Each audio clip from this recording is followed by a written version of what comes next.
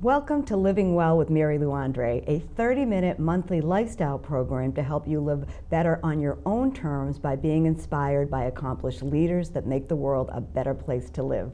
I'm your host, Mary Lou Andre, and today I'm excited to introduce you to my really good friend, Hank Phillippi Ryan. Many of you know Hank as an award-winning investigative reporter at Channel 7 here in Boston. Her work has resulted in new laws, people sent to prison, homes removed from foreclosure, and millions of dollars in refunds and restitution for victims and consumers. Along with her 37 Emmys and 14 Edward R. Murrow Awards, Hank has won dozens of other honors for her groundbreaking journalism. She's been a radio reporter, a legislative aide in the United States Senate, and an editorial assistant at Rolling Stone magazine.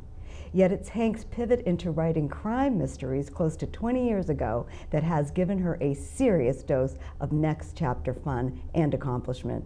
Having penned 16 psychological thrillers in as many years, she can now add USA Today best-selling author to her impressive resume. And Hank being Hank, she has racked up even more awards for her disciplined writing, skill, and wit, winning the prestigious awards for Mystery Writer, 5 Agathas, 5 Anthonys, and the coveted Mary Higgins Clark Award. Today, I sit down with Hank to explore why life has only gotten better and better as she combines her skills and passions in unique ways as she embraces her own one and only extraordinary life. Hank, welcome. Thank you so much for taking time to sit down with me this afternoon. Oh my goodness, you bring tears to my eyes with that introduction. Thank you. Seriously, you know, in the days of all the stress and pressure, we sort of forget where we came from. Yeah.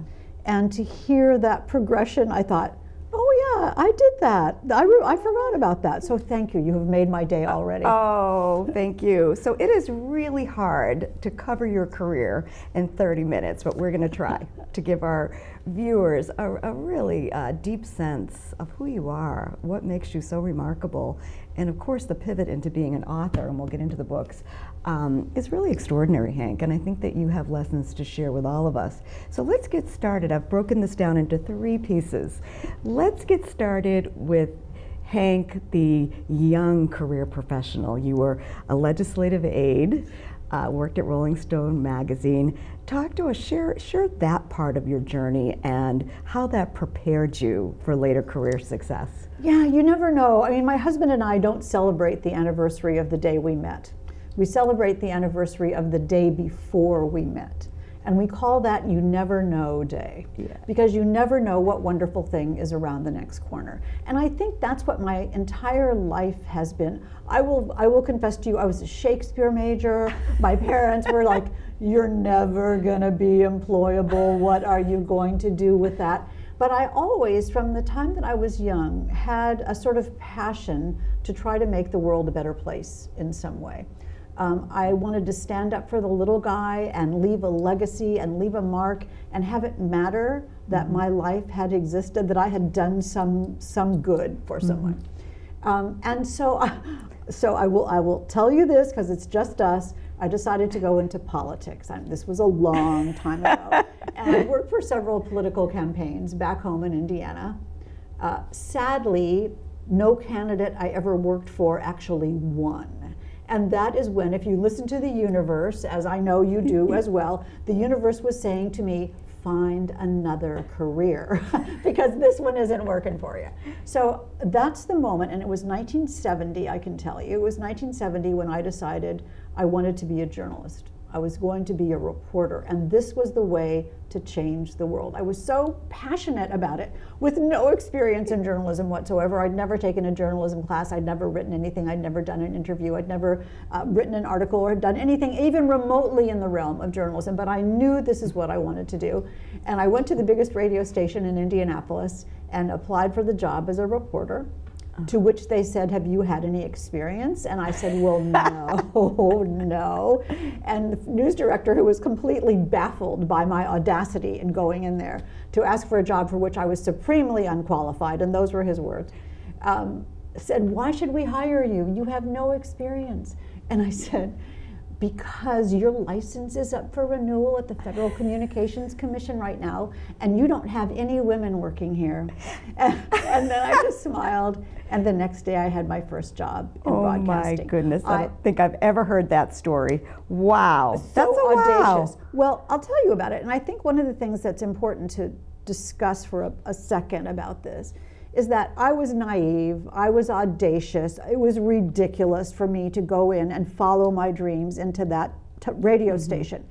But I was also a little bit brave. I was a little bit and brave. smart. Well, I had done my homework, obviously, and I think that's why he finally hired me the next day. But I do think we forget, as we get older and wiser, we forget about being brave. Right. We forget about going for it. We forget about, if I just try, what's the worst that could happen? Someone could say no. And if they say no, okay, we'll just try something else. And what happened that day in Indianapolis a million years ago was that I took a chance and I found my calling. And that has been what's happened to me throughout my entire life. And now I'm really proud to be part of what Jane Pauley calls the class of 1970. Those of us who started in our careers in the 1970s broke the boundaries, broke the glass ceiling, broke all the barriers for all of the women who have come after us. Yeah. So it brings tears to my eyes to tell you that, how much, I just wanted a job. I just wanted to be a reporter. And I didn't realize that I was going to be part of this sort of legacy of women who changed the world. Wow. It didn't feel like it at the time. Yeah, right. It never just does. But so I guess what I'm taking from this is that courage was a significant asset to you in those early days. Yes, and I think it was courage mixed with passion. I'm not sure if I knew it was courageous. Yeah. I just knew that I wanted something. And when we want something, we have the power to do it. We have the power to go after it. The only thing that keeps us from doing it is the fear of the reaction. Right. So if you don't care what someone says, you'll be fine. Why not just see it? Why not embrace the possibility of everything that you could ever want could happen to you, but you have to be there ready, open, and asking for it. So stepping out a little bit, stepping out of your comfort zone, really being crystal clear on what you want, and then coming up with unique and creative ways. That was darn creative, Hank, calling them out like that. Well, I do not suggest threatening a potential employer. Let me make this very clear. I do not suggest threatening a potential employer with a lawsuit on your job interview. Do not do that. Yeah. But in that case, it seemed to work. It did work. Okay, so you get this job, and then when did your tenure as a legislative aide happen? Oh, that was after that. So I was a radio reporter. Then I went to Washington, D.C. For various reasons. It was great. I loved Washington. I still love Washington, D.C.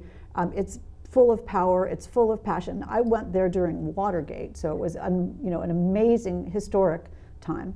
And again, I got my job on Capitol Hill by going from door to door in the U.S. Congress saying, anybody needs someone who can do anything. I just handed out my resume, and somebody hired me, and I went to work for the Administrative Practice and Procedures Subcommittee of the Senate Judiciary Committee. Wow. Where we worked on the reforming of the IRS, reforming of the airline industry, reforming of the Freedom of Information Act, which is so interesting and so connected to the rest of my life. Yeah. Also on Capitol Hill, I loved working there. I learned how the world works. I learned how the system works. I learned how the government works. Administrative practice and procedure means the way the government works. And we used to, we were young, we were in our 20s, and we used to have contests of, I bet I can find that out in 2 phone calls. I bet I can find now that it's out. 2 clicks. Exactly. But you and I share so much, and that's actually another interesting connection. My first job out of college was at the House of Representatives here in Boston. So interesting. So I was a legislative aide too. Hey, we really do have a lot. And you do learn about the corridors of and you power, have a passion. and you learn that you can make a difference, and you learn who's really in charge. Correct.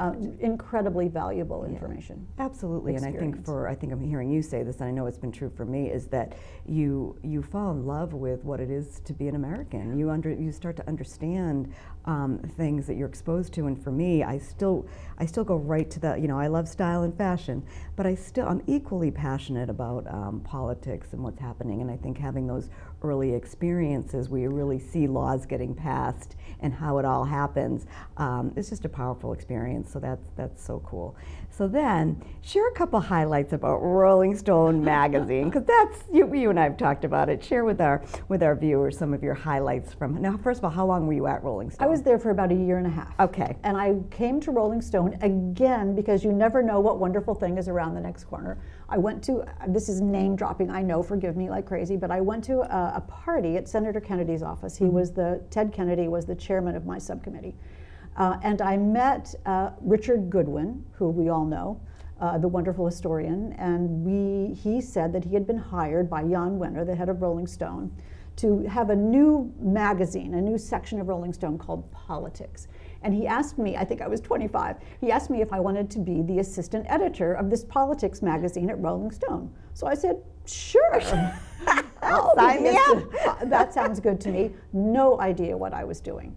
But again, that was a phenomenal experience right in the corridors of power in Washington, D.C. I covered the CIA hearings. I did a column called Capitol Chatter, which was sort of all the behind-the-scenes machinations of what was going on in Capitol Hill and Washington, D.C. I also organized the coverage of the presidential campaign for Hunter Thompson. Wow. So I went on a national tour with Hunter Thompson, So and cool. he was the most brilliant, most hilarious, most wonderful character that you could ever imagine. So again, dropped right into the center of everything in Washington, D.C. And what did this exposure do for your confidence as a young person? I don't think I thought about that, Mary Lou, at the time. I think, I'll tell you one great story about that. And again, it's very relevant to what we're talking about. My father was in the Foreign Service, was in USIA, and happened to be stationed in Washington, D.C. when I was in Washington, D.C. I didn't grow up with him, but we were dear, dear friends. And I went out to lunch with him one day in Washington, D.C. in the midst of working at Rolling Stone, and I said, Dad, I'm not sure I can do this. I'm going to work every day, and I am just making it up as I go. And I said, and my father said, sweetheart, everyone is making it up as they go. Isn't that the truth? And I was astonished with that answer and so surprised. And I said, really? Everybody's making it up? All those people that I believe know what they're doing, they're just making it up? And he said, yes, sweetheart, don't worry about it anymore. You're doing fine. And sometimes I just think about my dad now telling me, reassuring me, that, as William Goldman in Hollywood said, no one knows anything. So we just do the best we can. Yeah. So I do think that's what did it for my confidence. I don't know if it was ever confidence as much as it was a desire to be good, a desire to succeed, a desire to sort of make everyone else's life and job as easy as I could. So if by my doing my part, then their part was easier. And that made me be sort of indispensable. Yeah, and I think, and I know you so well, I mean, showing up and giving it your all, no matter what stage of life you're in, is really the magic, Very I think. wise. And I think that does lead to confidence. So take us through the next stage, getting to Boston. Oh, getting to Boston. Well, when Rolling Stone closed its Washington bureau, I was out of a job. My life seems to be a series of being out of a job and then making the best out of that. Again, you never know what wonderful thing is around the next corner. And I decided I wanted to go into television. And so I went home to Indianapolis and applied for a job as a television reporter in Indianapolis. And because I had worked at Rolling Stone and because I had worked on Capitol Hill, and because I had been a radio reporter, the news director at the ABC affiliate in Indianapolis decided to give me a chance on television. I remember my salary was $8,000 a year, and I was so happy. So grateful, right? I also remember that, talk about not knowing what I was doing. I honestly went home for the first 2 weeks every night and cried because I had no idea how to do television. I had no idea how complicated it was. I had no idea all the underpinnings of everything that you had to do. And after about 2 weeks, I thought, wait a minute. I love this. I completely love this. This is great. I was the political reporter in Indianapolis, and then I was also the movie critic in Indianapolis. I was 26, what did I know about movies? But I thought, fine, I love doing this. I love writing. It was a wonderful lesson in storytelling. And after a year in Indianapolis, I promise you we'll get to Boston. After a year in Indianapolis, just like in the movies, someone from a news director in Atlanta called me and said, I saw you on TV, I think you're terrific, come to Atlanta, be the weekend anchor. So I was weekend anchor and reporter, political reporter, and feature reporter in Atlanta for 5 years. And then one day in 1983, I got a call from news directors in San Francisco, Washington, D.C., Dallas, and Boston. And they all offered me jobs. And I toured all the stations, and I remember the day I arrived in Boston for this job interview in 1983. And you know, you've seen the sky in Boston when it's blue and gorgeous, and there were seagulls, and there was the harbor, and I thought, this is where I want to be. And I have loved Boston and lived in Boston ever since then. I've been a reporter in Boston since 1983. Oh my goodness. If you can imagine. And so many of our viewers know you and have followed you. So let's get into this. Give us some of the highlights of your incredible career as an investigative reporter. It's been amazing. You're so right. I started out as a general assignment reporter, which is that you go to work in the morning at 8 o'clock, somebody gives you an assignment, or you come up with a story and you put a little movie on TV every day at 6 o'clock. Deadline, deadline, deadline. And I did that every day for many years. And then they decided that I was the funny one, and they had me be the feature reporter. So I did songs and the cat show and poems and cat show, many cat shows, and who had to work on Christmas and all those feature-y stories. I did songs. It was great, and I loved it. And it was another adventure in storytelling. But at one point, I went to the news director and I said, I don't think I'm the funny one. I think I'm the serious one. And they assigned me to cover the political conventions in Atlanta and New Orleans when Michael Dukakis was running for president. Mm-hmm. And I devoured that. I started doing long-form television reporting, very lengthy stories, 10 and 12 minutes for television. So all your experience followed you, the politics, the features. Wow, interesting. You just don't know how that's all going to develop. And then you were getting to a point where you could actually pick what you liked. You weren't just still dabbling and kind of taking it all as it came. You were then transitioning to, who am I as a professional and what do I want to do? And that takes courage too, to be able to say, oh, I've got this safe spot here, but I want more and I want to develop myself more. So talk about that a little bit. I think that's a real key. I went to the news director and I said, I'd like to be the long-form investigative reporter. And after the political conventions, I came back and he said, I can't make you a street reporter anymore. You're the investigative reporter. Awesome.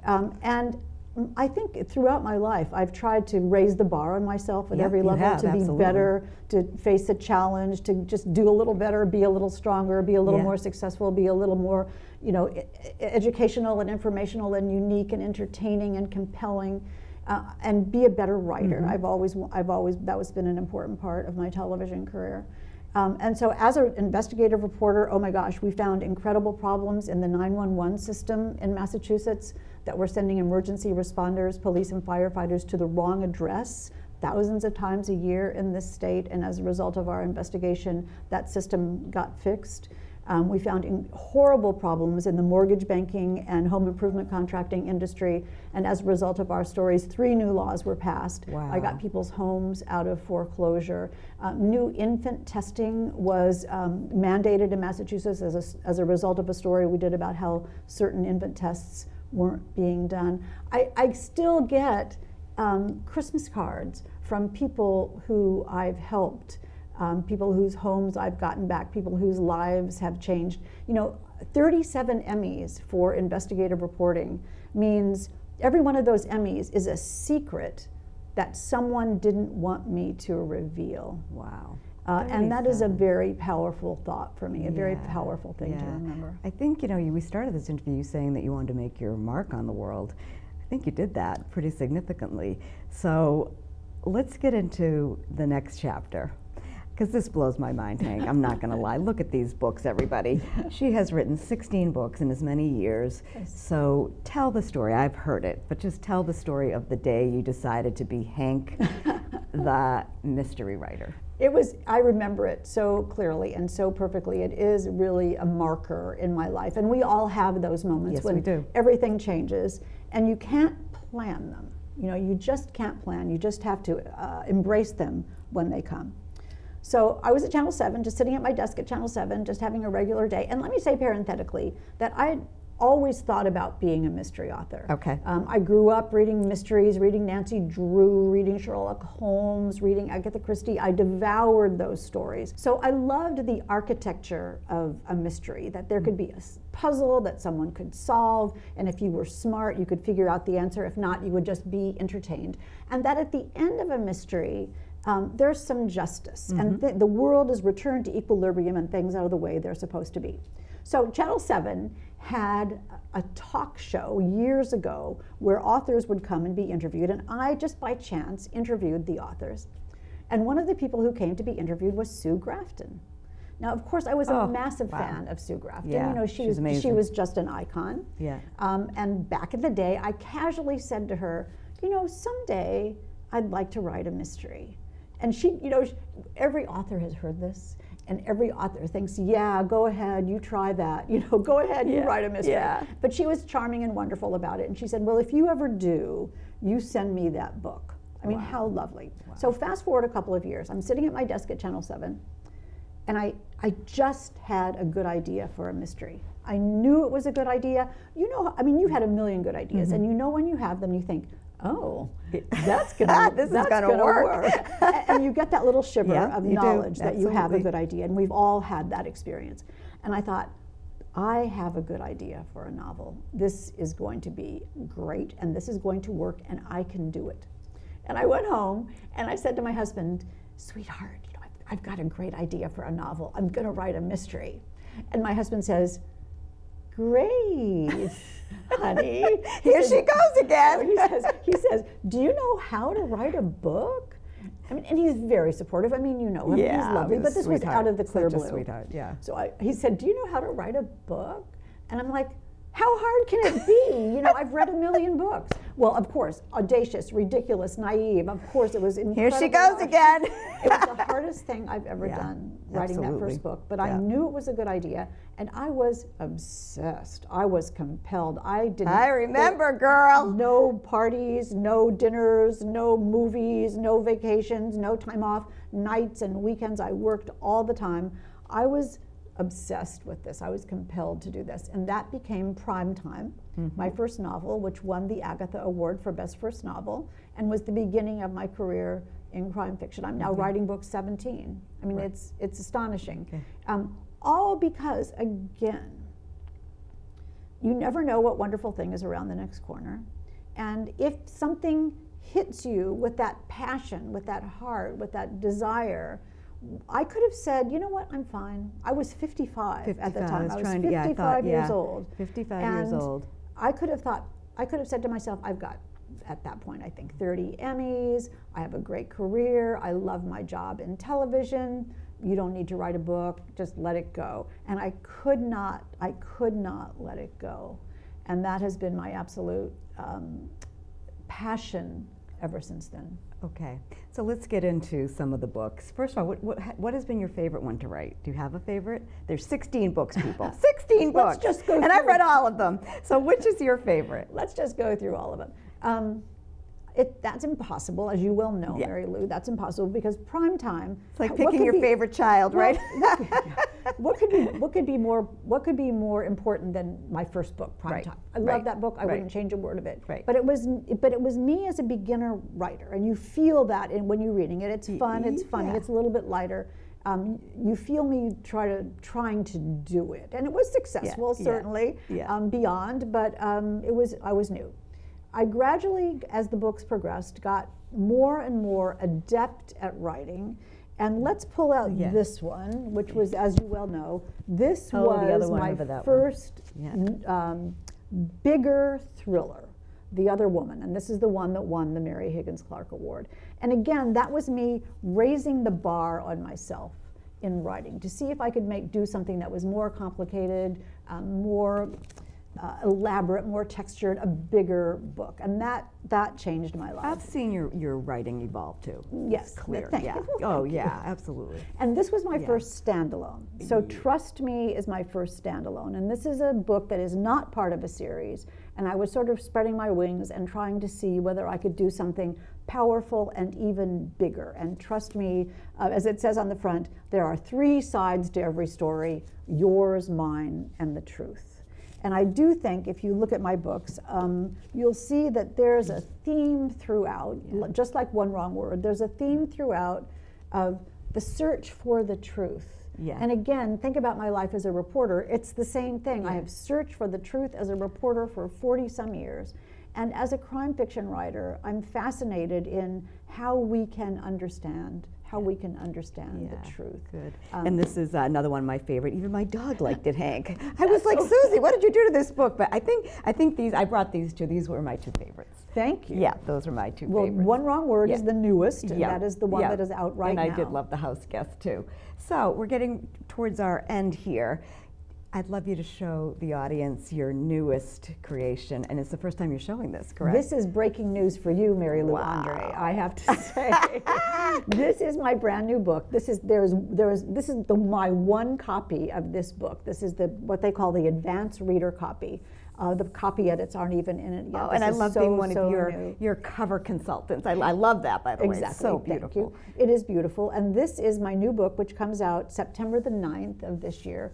It's called All This Could Be Yours. It's about a debut author with a surprise best-selling novel who has to go on a glamorous, grueling, nationwide book tour, leaving her husband and her darling kids back home in Rockport, Mass.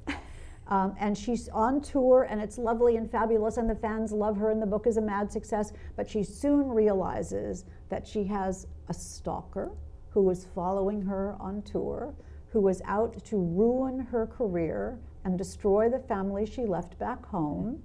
And she fears it is her fault, that it is the result of a Faustian bargain she made when she was a child. So all this could be yours. Is the devil ready to be paid? Awesome. And one of the other things I love about your work is Hank and I share so many different passions, but we also love style. And all of your books always have so much reference to the star's wardrobe and what they're thinking about it when they get dressed in the morning. So I love that. But as we wrap up, I'm going to ask you my last question for you. First of all, how can our viewers get in touch with you? And also, what does living well mean to you?